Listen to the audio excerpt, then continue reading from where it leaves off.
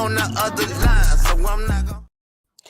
Ladies and gentlemen, welcome back. We are back after a 3-week hiatus on this show. Been doing a lot of traveling, a lot of things going on. I had to take last week off because I was exhausted from all that traveling, but we are back. I'm not going to hold you. Season 3, episode 11. It is Thursday, December 8th, 2022, man. We are in the last final weeks of this year, man. So, we got Christmas coming up in a couple years, but we got a lot of stuff to talk about that's been happening in the sports world over these last couple of days, over these last couple of weeks, man. So we got a lot to get into today. Y'all know to follow me on Twitter and Instagram at BarberChairScott.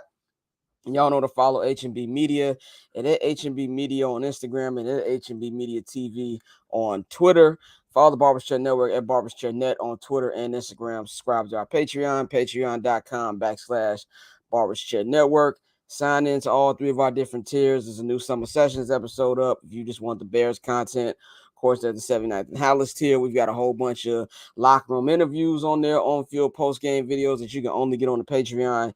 Check that out right now. And if you want everything, if you're a smart individual and you want all this content, subscribe to the $10 Barberchair All Access podcast. Tier, man. And of course, visit the bcnet.com, man. So we got a lot of stuff coming. We are approaching our 5th year anniversary for the Barberchair Network, man. So that's cool. So we got a lot of stuff coming, man. And of course, yeah, man, let's just get right into it, man. This is I want to start off with my sound off this week. Not really a long one, but I just want to say Brittney Griner is finally home after her long whole situation with her being detained and put into one of the worst prisons possible in Russia. After her whole ordeal, there was actual trade that went down between the U.S. between Russia with her and arms dealer, or I forgot the term they had for the dude, Victor Bout. So that whole little thing went down. There's actual video. It was like there's an actual trade transaction going on between the two. Now I'm not going to get into the whole political situation on here. I think that's kind of besides the point right now. The point is that Brittney Griner is home. So I feel happy for her family, for her to be home by Christmas. And the real hero of the situation isn't our president, Joe Biden. Is the one and only Dominic Toretto. Yeah, that's right. Vin Diesel himself. This is the reason that she is out, because he put on his Instagram a couple weeks ago that he wanted her home by Christmas. And you can't mess with family. We all knew that this was going to eventually happen because he was going to go out there and negotiate it, man. But seriously, all thoughts and happiness and prayers go out to her and her family, and it's good that she's finally home, man. So let's get into our rundown. We're going to start off with a little bit of football, college football, man. The one and only primetime Deion Sanders, fresh off going 11-0 and winning their back-to-back SWAC championship last week in Jackson State. He announced that he'll be leaving Jackson State after 3 seasons. He will be the new head coach of the Colorado, I think the name is Bulldogs. Don't quote me. I might be wrong, but Colorado football. He will be heading over there after 3 very successful seasons in Jackson State. He's getting a huge paycheck. He's going to be getting $29.5 million and over $5 million to spread on his coaching staff, man. And since this has happened, there's been a lot of vitriol, a lot of backlash that Prime has been getting from this move. Now, before I get into my take and my point, that if you follow me on Twitter, if you follow me on Instagram, and even if you listen to this week's Summer Sessions episode, which we had a really good nuanced conversation from all angles, and I encourage you to check that out. Shout out my homie Lotto, who is a Jackson State alum who joined us on the show. It's on the free feed too, so if you want to check that out, you don't have to pay for the Patreon. Summer Sessions episode 136. Check that out. We have a real nice 1 hour real conversation about that. But my kind of wrapped up take on this, because this is not a 2-hour show. Before I get into that, is you're allowed to feel however you want to feel. I'll never tell another human being how they should feel. Now, whether you're right about them feelings is a different discussion, but you're allowed to have the right to feel how you feel. So I understand why some people will be upset about him leaving. My problem is when we use words like sellout, and this is kind of on the same neighborhood or block that I was talking about a couple weeks ago, where everybody using the Uncle Tom Coon words for anybody who disagrees with the obvious dumb stuff that Kyrie Irving says. Now, in this situation, obviously, is a little different, But what I don't understand is why can't he be allowed to make a bigger move? What he did for HBCUs in just that short time was amazing. He helped give them a bigger spotlight. And I'm not here to say that he's the number one reason for like all HBCUs. Of course not. But they were on national TV. They were getting big spots. They were getting big sponsorships. American Airlines. I mean, even look at the deal they had with Under Armour, all through Deion's plugs. These dudes had new helmets every week. These kids had new helmets every week. Prime was taking money out of his own check to help these facilities, to help his coaching staff, and just to do things. And this team has won. Over the last 3 seasons that he's been there, they've only lost 5 games, and they have won back-to-back SWAC championship titles. That to me is an extreme success, and I feel like that man should be allowed to do other things. And the thing that to me is the thing that stands out is I don't understand why our people, when I mean by our people, I mean black people, we expect people to stay in the same spot a lot of times. Why shouldn't that man be able to go out and pursue his goal of wanting to be a coach at a Power 5 school? Why shouldn't he be able to do that? And I think the biggest thing here is what he actually said in his 60-minute interview a couple months ago was that it's about the coaching staff. It's about the coaches that he works with who aren't making that much money. They were making $20,000 to $40,000 as coaches while at Jackson State.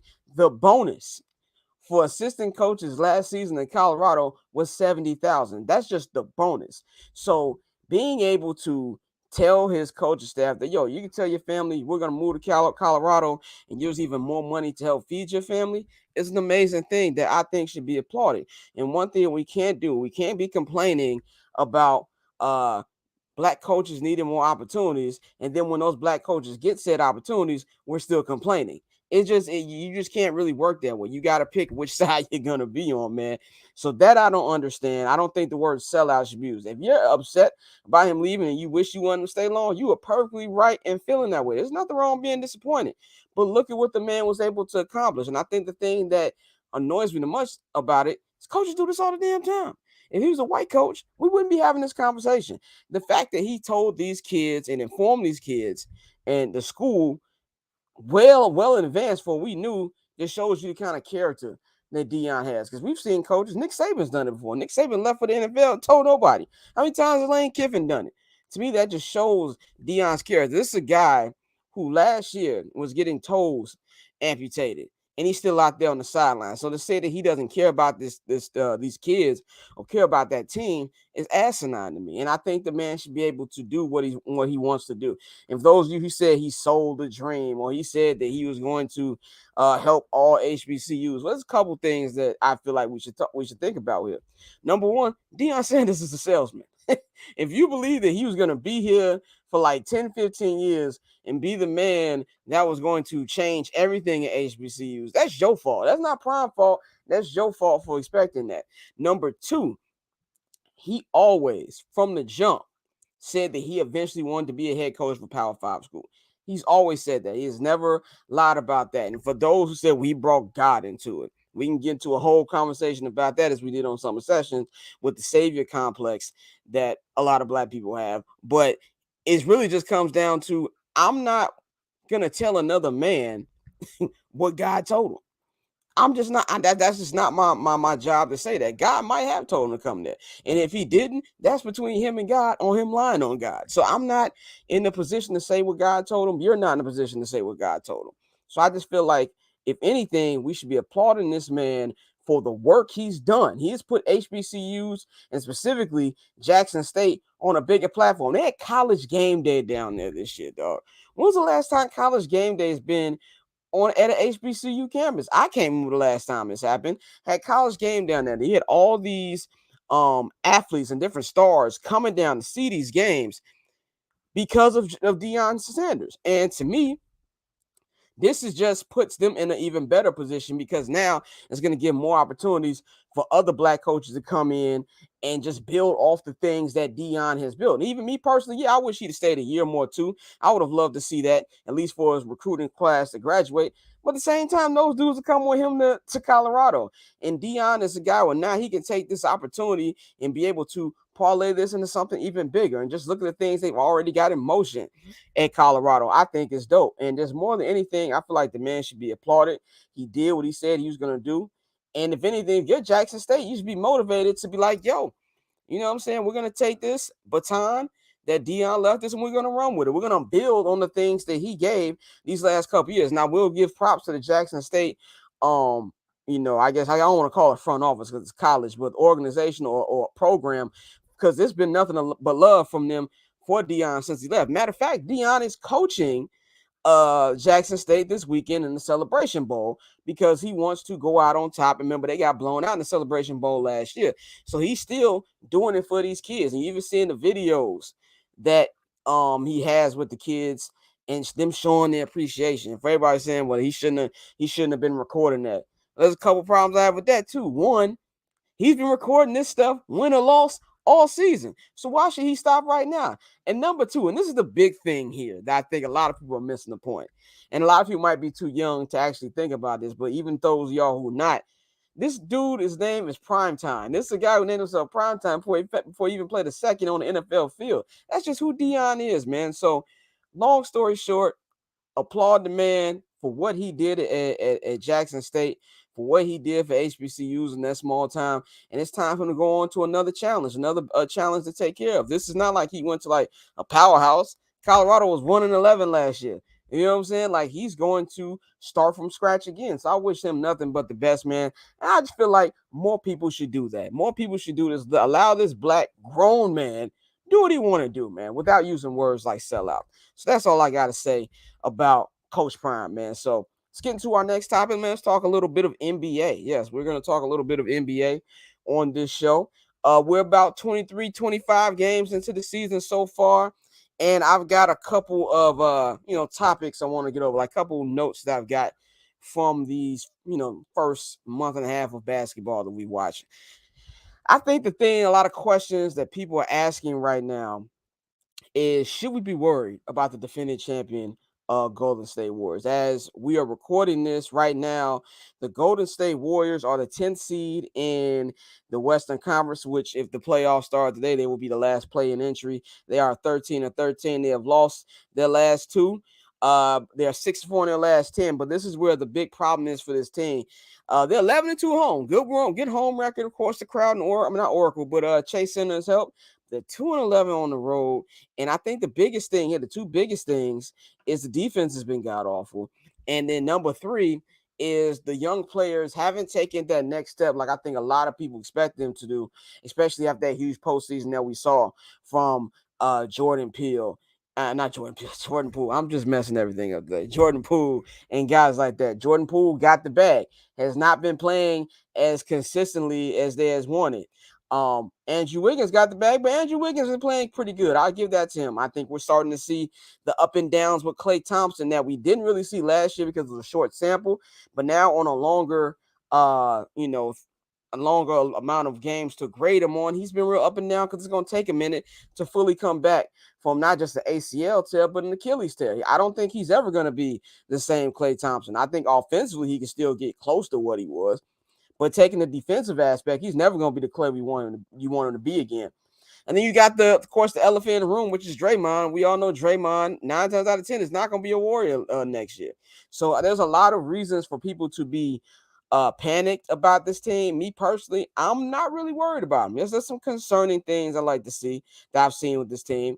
But when you're a championship team, when you're the team that just won the NBA championship, you've been to as many finals as they've been over the decade. When you've got a guy like Steph Curry, who is a top 5 player in this league, a guy who is playing probably the best basketball of his career right now. Like he's playing better than he did in the unanimous MVP season, which is actually crazy.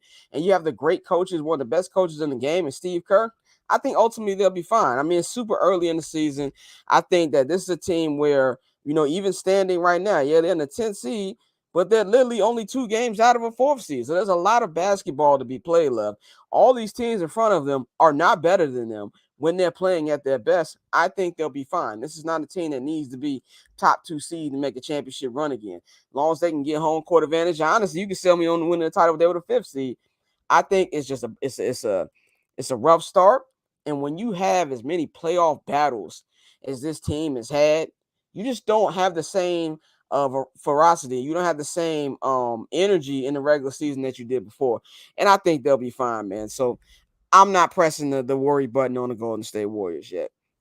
Number two, which is the biggest story coming out of the NBA over the last week, is have the Los Angeles Lakers and the Brooklyn Nets finally found something to turn this team around. Let's talk about Brooklyn. Brooklyn right now is on is 14-12. They have moved up to the 4th seed in the Eastern Conference. So if the playoffs did start today, they would host a first round playoff series. They had a great win last night against the Charlotte Hornets. They are 7-3 in their last 10. Kevin Durant is playing at a great level. Kyrie Irving being back from his suspension, he's back playing at a high level. Ben Simmons has been out of the lineup for about the last 10 days, but even when he's played the last couple games, Ben has been making some strides. So you're seeing the progression with them. Now, the Lakers, on the other hand, I think we're talking about the dominance of Anthony Davis averaging almost like 50 points over these last, 5 to 7 games, 7 to 8 games, actually, and taking them from one of the worst teams in the league to being a lot more competitive. Now, they're only 10-14. I'll give them a pass for the last 2 losses that they took against the Toronto Raptors and the Cleveland Cavaliers, because Anthony Davis left the Cleveland game with flu-like symptoms, and then neither him or LeBron played in the game against Toronto last night. So I give them a pass for that. But my whole thing is this. When you're looking at both of these teams, yes, I think they found things to make them competitive. And I think that the Nets are in a way better position than the Lakers are, because the Nets, I think, have a better team on paper than the Lakers do. And they have like an easier path to get to a championship than the Lakers do. And that's not me saying the Nets are going to win the championship, because like I said, coming to the season, I'm not betting any money on the Nets. But my biggest question here is this. When both of these teams got assembled, it was championship or bust, especially with the Lakers, because we know how the Lakers are in the history of this franchise. And if you want to count the bubble championship, by all means, I don't care about anything that happened in any bubble, in any sport during COVID. But if you want to count that, cool. But even since then, the goal for this franchise was LeBron James signed here to the Lakers almost 5 years ago now, which is crazy how time flies, to be able to pass the baton off to Anthony Davis while he just kind of lays back, and then when he's and retires, and the future of the franchise is in better hands. Anthony Davis has not played like that since the bubble. Now, he's been playing better there, but the Lakers have to do so many things just to be above water. He's not going to average 50 points for the entire season. Even LeBron's been playing well, averaging, 20, about 25, 26 points. Can you really expect that every night? And then, just like we've seen the last 2 games, can these two stay on the floor? And even if they can stay on the floor, what's the ceiling here? What's the ceiling with both teams? Are they any closer to a championship? No. In a 7-game series, am I taking the Brooklyn Nets over the Milwaukee Bucks or the Boston Celtics? Absolutely not. I'm not even 100% sure I'm taking them over Cleveland right now. So you got that whole little ordeal. And even we saw a couple nights ago when they played Boston, they mopped the floor with them. So there's a huge gap between the two. Lakers have had some impressive wins. Nice win against Milwaukee like a week ago. Very impressive. But the main objective, I don't want to say objective, but the main, I guess, best case scenario for this team doesn't change. Let's just say everything goes well. Anthony Davis is playing at elite level, and let's just say he's averaging 28, 30 points a game. He's playing the lead defense. This team is not going to crack the top 6. Like if you look at the other teams in front of them, like, it's not just about the Lakers playing better. The other teams have to play worse. Are they going to play better than New Orleans? I don't think so. Are they going to play better than Phoenix? No. Memphis, Denver, Dallas, the Clippers, Golden State. There's so many other teams that I feel are better than them. That it's kind of like, if you're a Laker fan, if you're a Nets fan, ask yourself, what do you want from this season? Because we're really talking about playing at this point as like the ceiling. And to me, that just literally is just like a waste of time, especially if you're the Lakers and your championship or bust. So I don't really think things have changed much in the grand scheme of things. The Laker roster construction is still bad. They still have no spacing. Lonnie Walker's not going to be shooting as well as he has all season. And those problems just don't go away. And they still need to trade. I don't know what trade they're going to get out there. When we're still hearing the same thing about Rob Pelinka picking on the phone. But yeah, just he pick up the phone don't mean anybody's listening to what he's saying. So to me, just long term, I just don't think anything really changes in the grand scheme of things. They're going to be a little more entertaining. They'll be a little more watchable. They're not going to be the worst team in the Western Conference or the worst team in the Eastern Conference. But at the end of the day, nothing has really changed much for both of these teams, man. And that's pretty much where I'm at with it. And my final observation for what I've been watching with the NBA over these last couple weeks is the Boston Celtics on a mission, man. The Celtics, very rarely do you see a team that loses the NBA Finals and comes back the next year and is dominant. This is something I don't think we've seen since maybe the 2017 Warriors, and even then they added Kevin Durant. So it wasn't the exact same team. I would say maybe this would be the closest one I've seen since the 2014 Spurs. How brutally they lost to the Miami Heat in 2013. They came back 2014 on a mission, and we all know how that season ended. Jason Tatum is playing like an MVP candidate. I'm still not the biggest fan of him. I'm going to put my Stugatz, Jason Tatum, do it in the NBA Finals. But he's averaging 30 points, 7 rebounds. He's shooting 48% from the field. Jaylen Brown is averaging 28 points per game, 6 rebounds, and he's shooting 49% from the field. So they're really getting a good tandem. It don't look like they missed a beat from Ime Udoka leaving the team.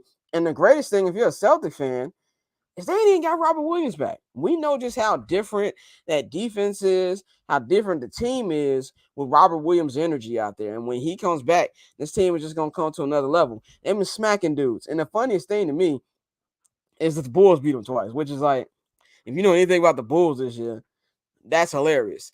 But this is a team that I feel knows what it takes now to get to that next level as far as being a consistent championship contender.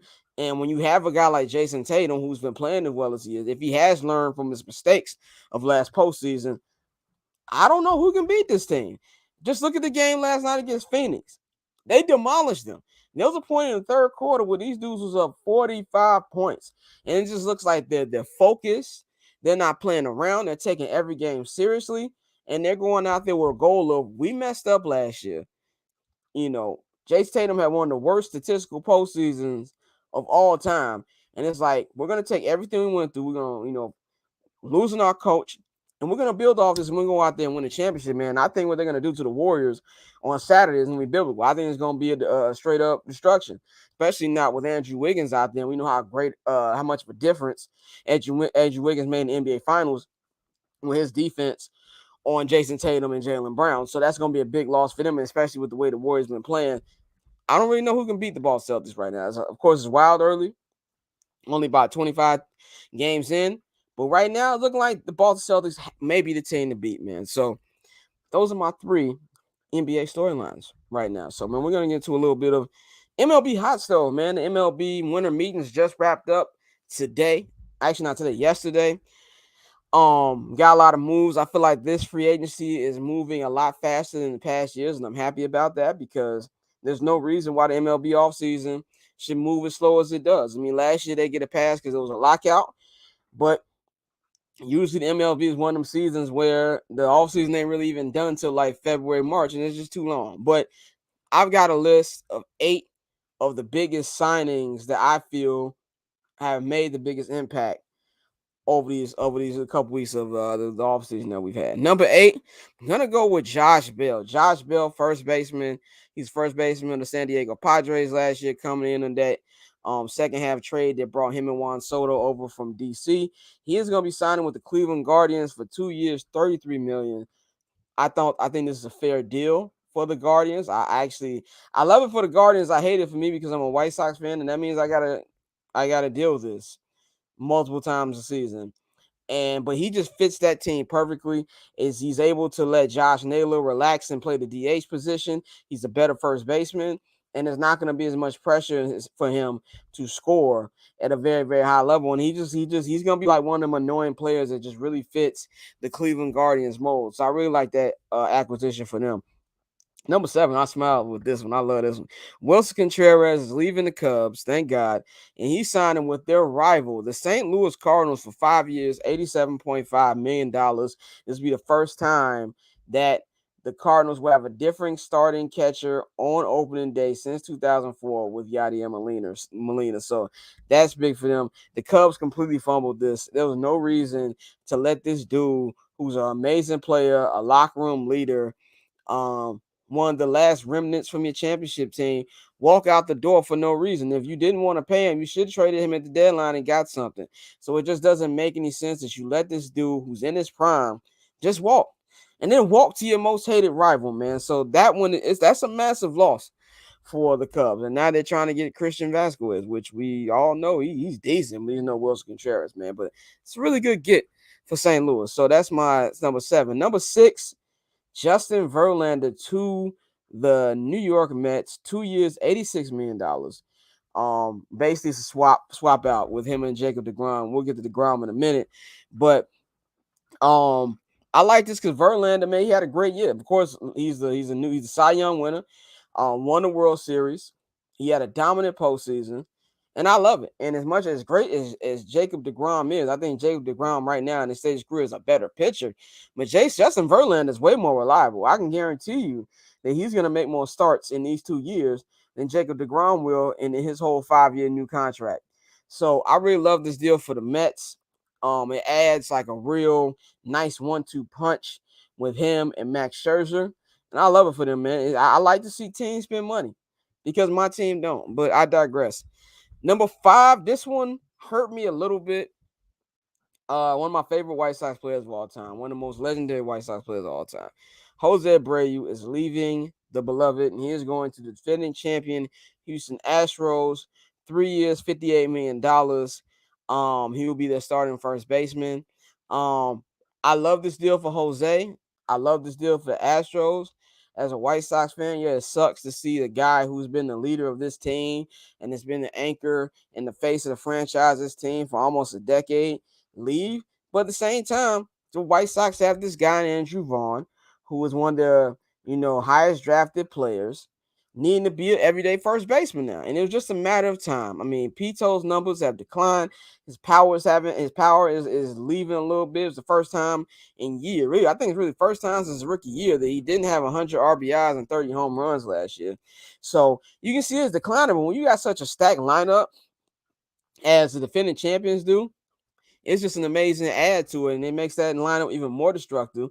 And it gives Jose an opportunity to win, which he was robbed of here in Chicago because the front office and the ownership don't care. So it's emotional to see him leave, but I'm very, very happy for Jose Abreu. And I love this deal for the Astros, man. Number 4, kind of like we were just talking about with Justin Verlander, Jacob deGrom is leaving the Mets. He's going to the Texas Rangers for a 5-year, $185 million deal. Now, the Texas Rangers is the second year in a row they spend a lot of money in free agency. Kudos to them. They're probably still the third best team in this division, but I am always with the front office that is willing to spend money. I think I wouldn't have gave deGrom this much money just because deGrom is so injury prone, but I love it for him personally. He gets his money and he gets to go to a new spot, man. So I really don't think it changes much, from a playoff perspective. I still think the Rangers are a mediocre team, but I just love seeing teams spending money. That's pretty much where I'm at with it. Number 3, this one came in late last night. I actually had to add this to the rundown not too long ago. Xander Bogaerts is leaving the Boston Red Sox and is signing with the San Diego Padres. 11 years, $280 million, no trade clause. And this one right here has changed the market. And if you're a fan, specifically Cub fans, I'm going to talk to Cub fans right now. I know y'all don't like me because I hate the Cubs, but I'm being serious when I'm talking. I'm not trolling y'all when I say this. The price of the brick has gone up. And if you're Carlos Correa, if you're Scott Boras, and of course Scott Boras negotiated this deal because Bogaerts is his client too, and it just shows why he's the best agent in the game right now, really, is this changes things. Because if you got a guy like Xander Bogaerts, as good as he is, he's not better than Carlos Correa. And he's getting $35 million a year, basically. What do you think Carlos Correa is going to get? Champion. A guy who was making $35 million with the Twins last year as it is, and he opted out. This makes it to the point if you're the Cubs, you're going to have to pay the $5. You're going to have to overcharge you're going to have to probably be in that 325, 350 range. You're going to be in Aaron Judge territory to get Carlos Correa. And this is the moment of truth for this fan base. I already know my front office as a White Sox fan is not going to spend any money. I've accepted that. But when you got a general manager like Jed Hoyer who says that Cubs owner Tom Ricketts told them they can spend whatever, it's time to prove to your fan base that you're serious about winning again. If you're serious about winning, you're going to give him the extra years. You're going to pay him $40 to $45 million to play, and you're going to build off this. I mean, a 10-year deal is not bad. This dude is 28, just turned 28 too. I don't think they're going to do it. I think they're pump faking. I think that Correa is going to go to a team probably like the Giants. I wouldn't be surprised if the Dodgers try to get him last minute since they lost Trey Turner. But this is the moment of truth for this Cub front office. Do you really want it? Or are you just saying these things to your fan base and you're going to do the same thing the White Sox did to their fans in 2019 during the Manny Machado, Bryce Harper sweepstakes? Well, yeah, you had an offer on the table, but your offer was $60 to $70 million short of it actually being a legit offer. So this contract changes the game, because then you also got Dansby Swanson, who's going to want the same amount of money. He's going to want more than Xander Bogaerts. He's a champion. So, and Xander's a champion too, by the way. I'm not trying to act like Xander Bogaerts is the champion, but what I'm saying is you always got to look at the market. Are these contracts overpays? Yes. And probably when you look at it from that perspective, yes. But when the market is when the market is. And when Aaron Judge got off the market that quick, and when Bogaerts signed this deal, it screwed everything up. And the Cubs might have to pay the piper if they want to be serious. I'm interested to see if they're going to do that. My number 2 most impactful deal that we've seen so far, Trey Turner leaving the Los Angeles Dodgers. He is back in the NL East. He is signed with the NL champion Philadelphia Phillies, 11 years, $300 million, no trade clause. Like we were just talking about a second ago. Is it an overpay? Yes, it is. But that's what the market is. And he's a guy who's always going to get on base. He's a guy who's going to steal base. He's a guy that can play multiple positions in the infield. He's a guy who's going to be playing. He's one of those players that you would love on your team. So I love this deal for the Phillies because they're showing, yeah, we went to the World Series, but we're going to try to get even better. And I just love this deal for them. And, of course, the number one deal is the number one deal that everybody was talking about coming to this offseason. Mr. Aaron Judge is returning back to the Bronx Bombers. He's going back to the Yankees. 9 years, $360 million, no trade clause. He gave Yankee fans a scare there the other night. And we'll get into my Goofy Mog of the Week or who that is. But a certain MLB reporter said that Judge was going to the Giants. It had been confirmed and everything. And then he pulled it back last minute. And then I'm pretty sure it gave Yankees fans a heart attack. But Judge decided to sign. He wanted to be a Yankee for life. Hal Steinbrenner decided to give him the money last minute. And he will be named captain of the Yankees, which everybody knows just how important it is. I think he's only like the 5th or 6th captain in Yankee history. Of course, we all know who the last one was, the one and only biracial angel, Mr. Derek Jeter. But Aaron Judge is a new captain, and I love this deal for the Yankees. I love him. He bet on himself and made $150 million extra dollars. You gotta love it. Now the thing for the Yankees now is, what are you gonna do after this? You just can't sign Judge and call it a day. You got to fill in other holes too. And it's the same thing I said about the Cubs. Now they got to prove how serious they are. You are the Yankees. You print money. The Cubs print money too. Spend more. But those are listed my 8 most impactful signings so far in this MLB offseason. You got a lot more time to go. None of these rosters will really be settled to probably like a month before spring training. But those are the ones we've seen so far, man. So now we're going to get into my Week 13 recap, man. And, of course, my, weekly observations, if you want to call them. Number 5, I want to talk about the major injuries that happened this week. Well, one happened a couple weeks ago, but it was confirmed just how bad it was. Von Miller has, he had like surgery this week, and they found out that his ACL is torn. He is done for the season. He's probably going to miss a great chunk of next season, too. I mean, we even seen with Odell Beckham. Odell Beckham is still 5 weeks away from being allegedly able to play. And it's around the same thing. These ACLs can take you out for at least a year.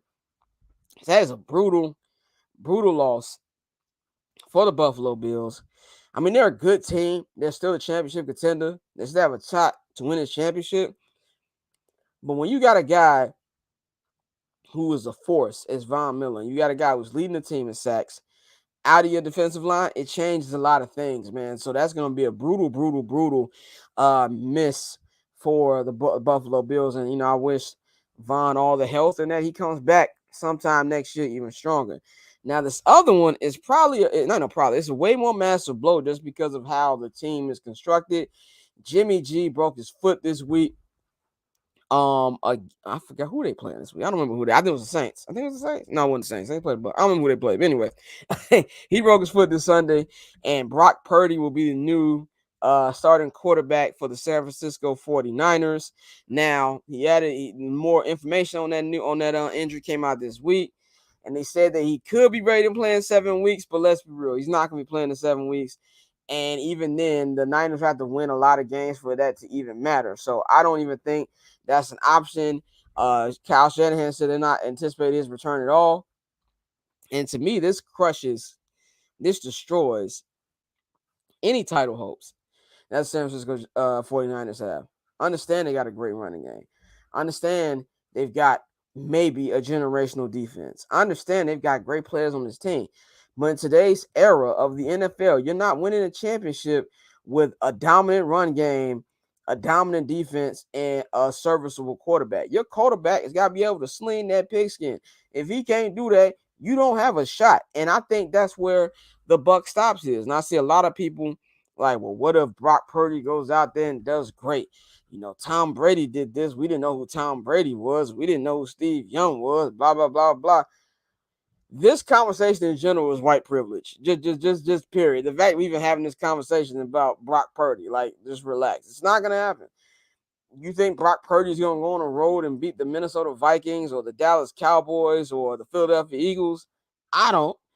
And to me, this is the final nail in the coffin for the 49ers. And I feel bad for them because first you had Trey Lance get injured at the beginning of the year.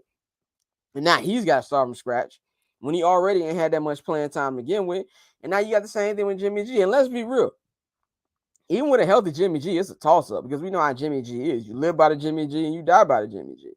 They would have a Super Bowl championship right now if Jimmy G didn't overthrow his wide receiver in the Super Bowl. So there was just as many questions now. You got a guy like Brock Purdy, well, we don't know who this dude is. We don't know what he can do. And it's just really an unfortunate time, and just shows you how brutal the sport is that one injury can take you out like that, man. So prayers up to Jimmy G too, man. Hopes he gets better. And we don't know what the future is for him because he's a free agent next year, this offseason. So we don't know where he's going to be. Is he done as a Niner? Are they going to bring him back because he played so well? I mean, they don't have the faith in Trey Lance being ready. A lot of question marks for the San Francisco 49ers team, especially if they go home short of winning the Lombardi Trophy, man. Number 4. Texans fired a GM this week. And the thing that stood out to me when I heard this, because the Texans are actually pretty solid this year. They're leading that division. They're going to host a home playoff game. Nobody in that division is even close to them. And he still gets fired. You don't see GMs of winning teams get fired mid-season. But then it goes back to what happened at the draft this year, and more specifically what happened on Sunday. That trade for A.J. Brown, which is looking like a massive win for the Eagles on just so many levels. Outside of the production that A.J. Brown is actually giving them on the field, they're going to have a top 5 pick at the same time. It just was like a masterful deal, by Howie. It's just a massive deal. And if you're the Titans and you play the Eagles this past week, and y'all just get put in the dirt. One thing we know about the Titans, they don't get blown out. The Titans are always a tough team to fight, and they're going to make you earn it. They got blown out, and A.J. Brown put on a show. I think that alone was the sole reason why that GM got fired, and it's crazy to think about. I mean, I think Mike Vrabel had something to do with this. I mean, he obviously was not happy. We all know the footage of his face when he found out A.J. Brown got traded in the draft to begin with. I was there. I didn't understand it. And I still don't understand it now, especially with the season that he's been having. And this dude, I think, is just a product of bad timing. They really did not need for the way the Sunday happened to happen. And then that dude's out of a job, man. Moving on to my third topic observation. I'm still not counting out the old man, dog. I'm not counting out the GOAT, Tom Brady. Now, let's be very clear. This Buccaneer team is the definition of mediocre. They can't score. They're not a good offensive team by any means. I never thought in my life I would sit here and say the Chicago Bears have a better offense than the Tom Brady-led offense, and especially with all the just terrible pieces on the Bears offense. Like Justin Fields is doing all this with nothing, and they're still better than what they are. What's going on in Tampa right now? Having said all that, we just saw this past Monday night with them snatching, uh, victory from the jaws of defeat, and just doing the Tom Brady thing is why I can't 100% count this man out. I have no football reasoning, no football explanation to explain to y'all about the Bucs doing anything of substance come next month when the playoffs start. All I know is I'm not betting on Tom Brady, betting against Tom Brady, and this Monday just proved it again. You give him any time, he's gonna kill you, even at this old age. And I think just that alone, I don't care how good Dallas has been playing. I don't care how good the Giants been playing.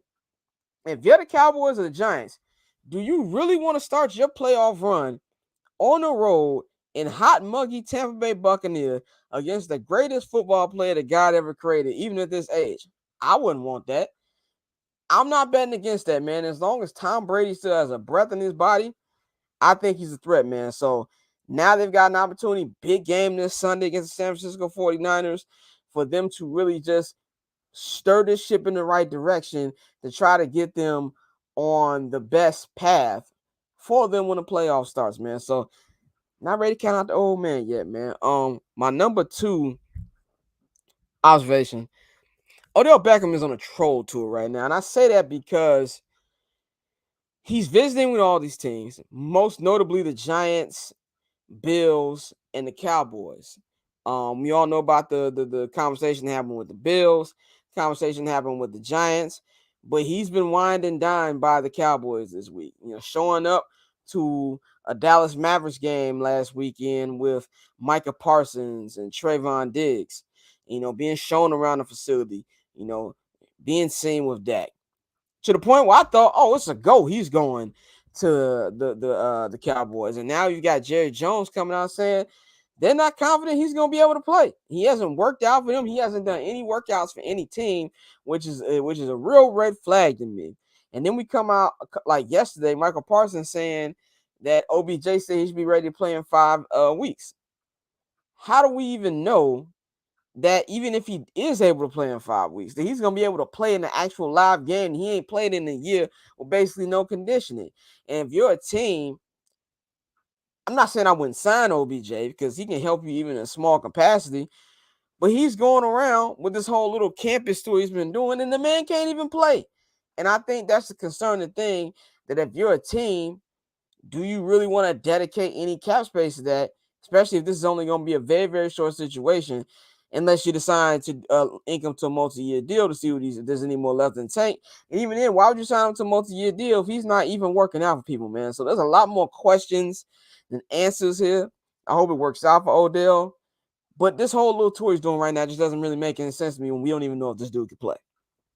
So I'm really interested to see how that's going to go over these next couple of weeks, because we still ain't heard nothing about if he's going to sign or if he even plans to work out. So, but my number 1 observation of this week in football is that, ladies and gentlemen, in my Stu Guy's voice, make no mistake about it, the Cincinnati Bengals are back. Joe Burrow is on a run right now. They have gone from a 5th seed and a wild card team to being the number 2 seed right now the number 5 seed, but they'll win away. If they can win this week against the Browns, they'll be in first place in the AFC North, and they'll be the 3rd seed in the NFL in the NFC, the AFC conference right now. They have been on a roll right now. They are 5-3 in the conference. They have not lost a game in months at this point, it looks like.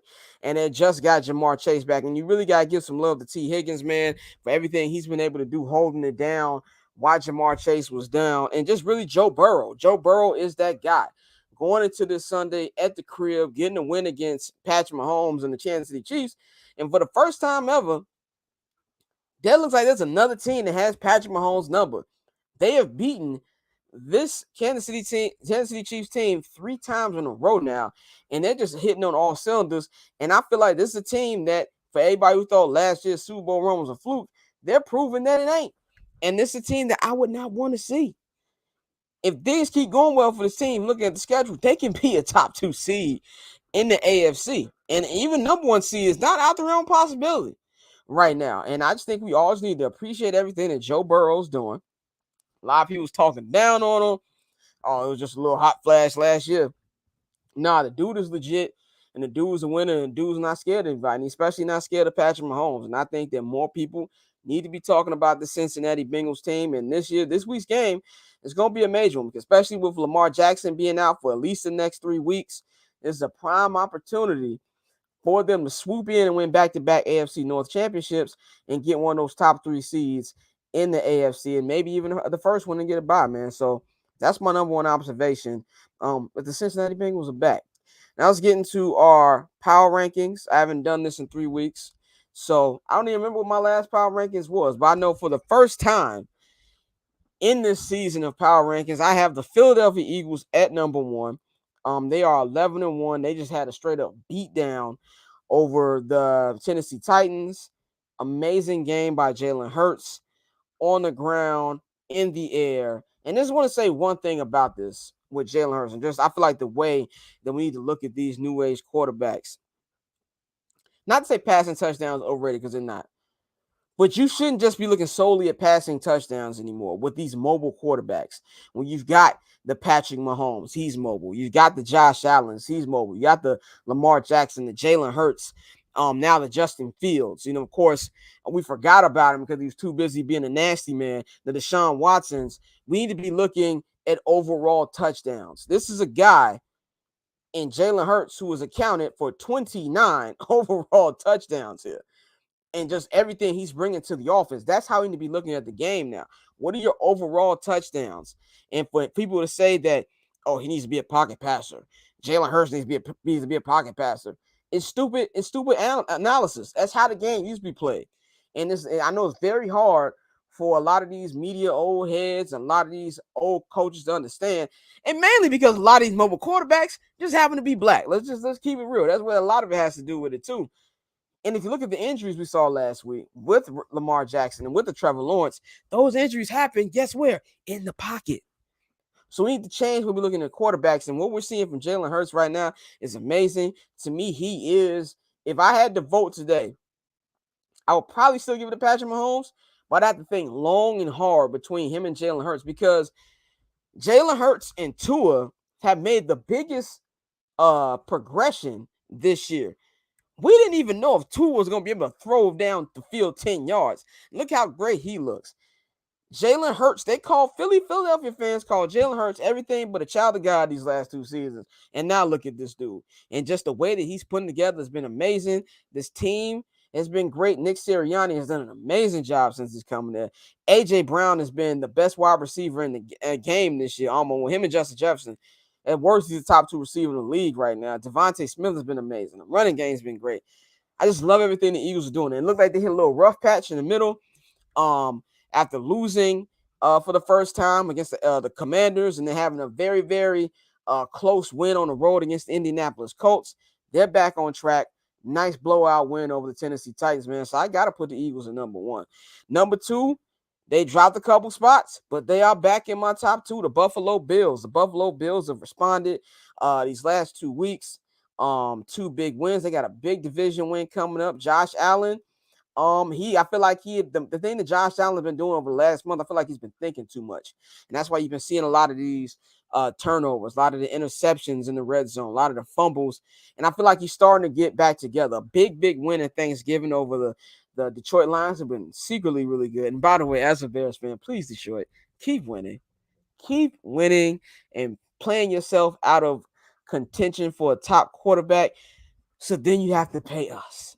Then you have to pay the piper for the Bears, and you can give us a ransom amount of picks. So y'all can go get y'all quarterback, and we can go fill these other holes we have to help our quarterback. So please, Detroit, keep winning. But Bill's doing good. Stephon Diggs. I mean, look, have you ever seen a trade that benefited both teams the way the trade that Minnesota sent Stephon Diggs to the Bills and the Bills sent the picks back? It ended up being Justin Jefferson. Both of those teams won. So that has just been incredible for him. They're finding a way to bounce back. Sean McDermott has been coaching that team well. Even though they lost Von Miller, which is a massive loss, like I said earlier, this team is still in prime position to win the Super Bowl, man. So I got to put them in number 2. Number 3 is the team I was just talking about, the Cincinnati Bengals. I mean, really, for all the reasons I just named. I don't need to repeat myself. Joe Burrow, ladies and gentlemen. Jamar Chase, ladies and gentlemen. T. Higgins. That team is a problem, man. They're looking to try to go back-to-back Super Bowls. Number 4, Kansas City Chiefs. Very close loss this week against the Bengals, but they'll be fine. They have Patrick Mahomes. They have Travis Kelce. They have Andy Reid. No part of me is worried about the Kansas City Chiefs. They'll be fine. They stay in my number 4. Number 5, man. This team, I've had them in my power rankings for like the last month and a half. This team, 10-1 right now. Offense is looking good. Defense is looking good. Arguably the best wide receiver in the game right now. Kevin O'Connell's doing a great job in his first year as coach. It's the Minnesota Vikings, but I got to tell you, I don't believe in them. And the reason I don't believe in them is because of Kirk Cousins.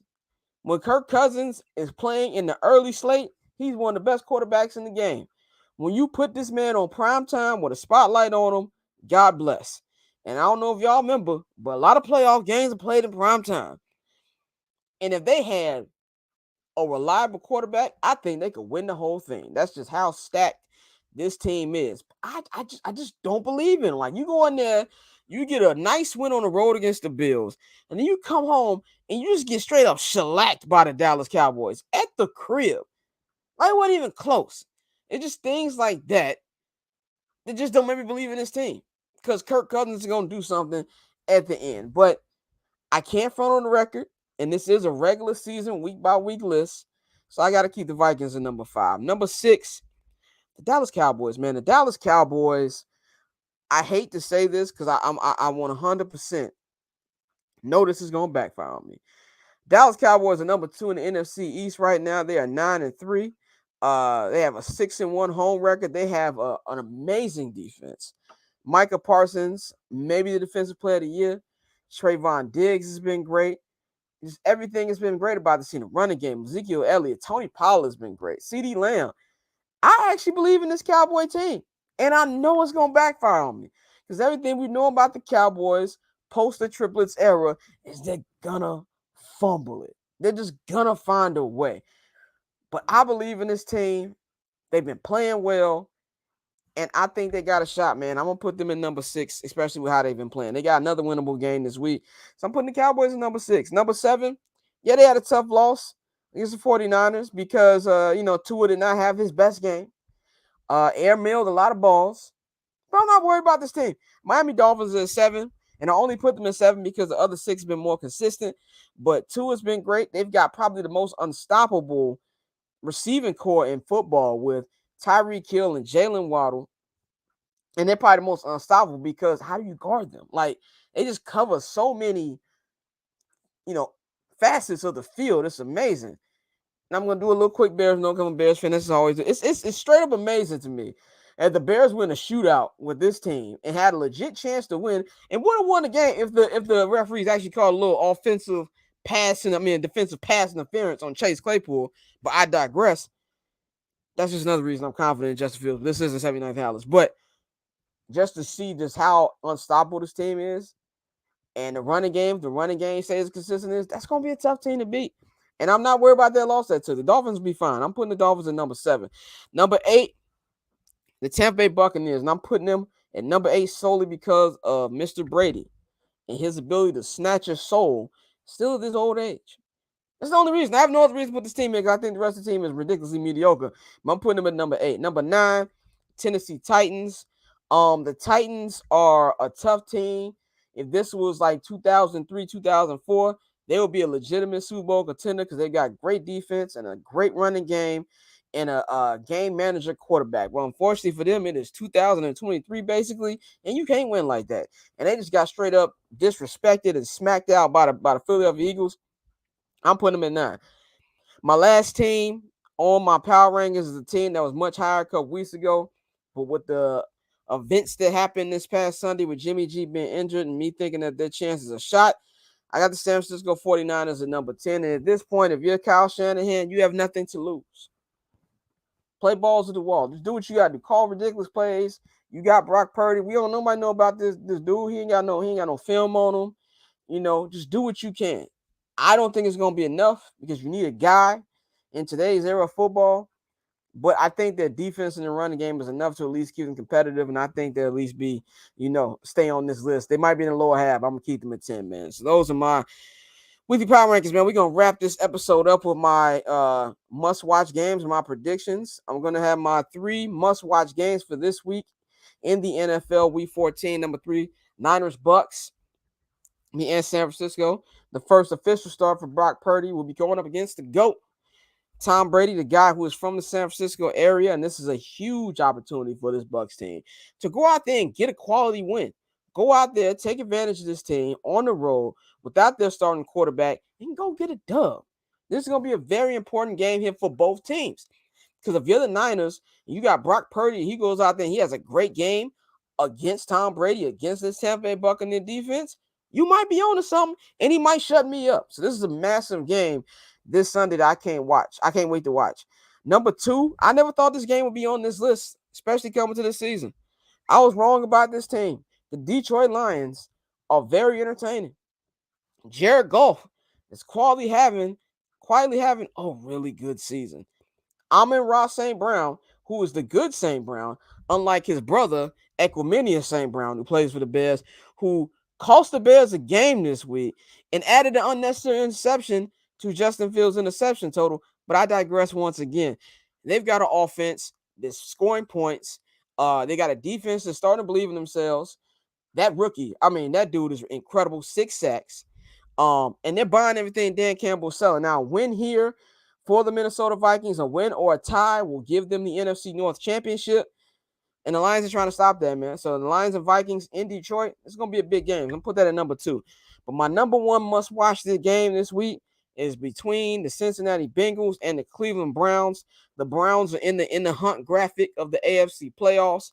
The nasty man himself, Deshaun Watson, returned last week in Houston. Did not have a great game. Threw a couple interceptions, fumbled the ball. Not something that we didn't expect. This guy hasn't played football in 3 years almost. And I thought the coverage this week was pretty nasty. It was expected. Because a lot of people was acting like he was just suspended to be suspended, like he was coming off injury. We all know why he ain't played football. Like, let's be real about that. And yes, the conversation will immediately just shift to how he's playing on the football field. I have no problem talking about just how he is on the football field. But the coverage was nasty last week. But this week, back to talking football. It's a big spot for the Browns to go out here and get this win and try to get closer to a wild card spot. And by the way, hats off to Jacoby Brissett. I think Jacoby Brissett did a really great job of holding down the Browns during Deshaun's absence and just keeping them in striking distance, which is all you want from your backup quarterback. And if you're the Bengals, you got an opportunity to win this game, continue your win streak, and take first place in the AFC North and take advantage of Lamar Jackson not playing. Even if Lamar Jackson was playing, their offense has been terrible. So to take advantage of that and to really set your sights on getting that first round bye. Those are my 3 must-watch games. I got 3 sneaky good games. Number 3 will be Titans-Jaguars. It's sneaky good because the Titans trying to bounce back. Jaguars have been a little competitive last couple weeks. I feel like Trevor Lawrence is starting to make some strides. And I feel like it's going to be one of them fun type of games that you need to pay attention to on Red Zone. Number 2, this is a massive game. Actually, both of these next 2 games are massive division games. We got in the AFC South, AFC East, Bills and Jets in Buffalo. And this is a big win. This is a big game because the Bills don't have a division win yet. They got to get a division win because they're so close in standings with the Dolphins and the Jets. That if they finish with the same record, they're going to finish in 3rd in the division because the Jets have already beaten the ones and the Dolphins have already beaten the ones. So they have to win this game. And if you're the Jets, Mike White played great against the Bears. Bears defense made him look like a Hall of Famer. He came on the end of that game last week against the Vikings. Probably should have won. This is your opportunity right now. Have a good game against the team that is the favorite in this division, and make sure that Zach Wilson ain't getting this job anytime soon. So this is a big game. My number one sneaky good game is Giants Eagles. Historically, Giants Eagles have just always been good games because NFC East games are hilarious. This is a big game. Giants been playing well. The Eagles have a chance to just completely push them even further off in the division race. This is going to be a big fun game, man. It's going to be sneaky good, man. So those are my top 3 sneaky good games. So my predictions, quickly going to go over my predictions for this week. My total record right now is 91, 56, and 1. Now, granted, I have missed about 4 to 5 weeks if you include all the weeks that we didn't record during the season. But that's what my record has been so far. Week 14 kicks off tonight in SoFi Stadium. The Vegas Raiders will be on the road against the LA Rams. Now, the LA Rams have put Matthew Stafford on injured reserve. He is done for the season. Cooper Kupp is also on reserve. They just picked up Baker Mayfield off waivers, but he's not going to play tonight. He's not ready. This is a game for the Raiders. You have to win. You can't be losing to their backup. I don't even know their backup name. They need to go out there and win this game and try to keep this wild card race alive for them, man. But I'm going to pick the Raiders tonight. Going to pick the Raiders. I think they get the job done. Bills Jets, like I said, is in my sneaky good games. I think the Bills will take care of business and they will get a W at the crib. Bengals Browns. I just don't think that Deshaun Watson is going to look like Deshaun Watson this year. He's just been away from the game for too long, and you're playing the hardest position in sports. You just don't take that layoff and just be the guy you once was. I don't think we're going to see that until next season. And I just think the Bengals are on just too much of a ride right now, and Joe Burrow is going to do what he got to do. Bengals are going to win this game. Cowboys Texans. Cowboys are going to demolish them. They're going to continue what they've been doing. And the Texans, you're going to have a number 1 draft pick. And Bryce Young is probably going to be your quarterback next year. So good things are coming for you. Just don't fire my man Lovey. Vikings Lions. This is going to be a very, very, very good game. Would not surprise me if the Detroit Lions won this game, but I'm going to go with the Vikings. I think they will have just enough to take them over the top. I think the defense gives them the edge. Titans Jaguars, number 3 on my sneaky good game list. I'm going to go with the Titans. Just too much Derrick Henry. And they were embarrassed last week. And they're going to do what they need to do. The defense is going to put the clamps on the Jaguars. Eagles Giants. It's going to be a good game. It's going to be a really good game. I can't wait to watch this. Giants can win, but just too much Jalen Hurts, man. Too much Jalen Hurts. If this is where the Eagles could lose.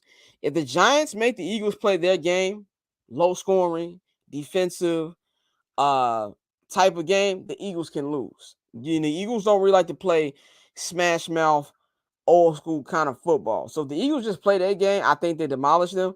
But if not, things can get tricky. But I will take the Eagles. Steelers Ravens. Don't waste your time. And I know that that the Ravens backup. His name is escaping me right now. And I don't want to mess his name up. It's not a bad backup. He's really good. The offense just hasn't been looking good, even with Lamar there. And this is a game that's really a pick-em toss-up. I don't have much faith in the Steelers either, but I think the Steelers at home will be able to take them over the top. I mean, the Ravens barely beat the Broncos last week, and that's the worst offensive team in football. I'm going to go with the Steelers. Chiefs, Broncos, skip. Chiefs going to win this one easily. Niners, Bucks. I just don't see enough consistency from the Bucks to be able to win this type of game on the road. And even if Brock Purdy has a Brock Purdy type game, run the ball, Christian McCaffrey, Deebo Samuel, play good defense. This team can't score against any defense, Tampa, right now. That's be able to win the game, and they're home. I'm going to go with the Niners. Sunday Night Football, Dolphins, Chargers. This is going to be a good one. 2 young quarterbacks in the new era, Tua and Justin Herbert. The Chargers trying to stay alive in this wild card race, and the Dolphins are trying to stay alive in this in the AFC East race. I think it's going to be a very fun game. I'm going to take the Dolphins to bounce back from that loss against San Francisco. And our final game this week, Monday Night Football, Patriots and Cardinals. Patriots still in that little AFC wild card race too. The Cardinals is no team I hate more in football right now. And I'm going to go with the Patriots in a very ugly game. So those are my picks for this week. And we're going to wrap this up. Goofy Mog of the Week, man. I'm going to give the Goofy Mog of the Week to John Heyman. John Heyman, MLB Insider. Number one for giving us a classic tweet in the arson judge going to Giants tweet. But you can't fumble the number one free agent target and where he's going like he did. You just can't do that, bro. Like, you should lose your ability to give scoops after that. If I was he put Giants fans and Yankee fans in cardiac arrest, basically. And then he's just like, oh, I'm sorry about that. And this is kind of like with scoop culture a little bit. Everybody's thirsty to get the scoop without checking the facts straight. You can't do that. And because he did that, nobody's going to take anything that John Heyman said seriously did. If Jeff Passan ain't tweeted, it didn't happen. That's where we're at really right now. So I'm going to give my Goofy Mog of the Week to John Heyman, man. That's all I got for y'all for today. A little longer episode than usual. We ain't recorded in 3 weeks. Had a lot of stuff to go over. I'm glad there's no Bears game this week. I can sit in the crib, watch Red Zone. I've only had like 3 Red Zone Sundays this week, so I'm looking forward to that.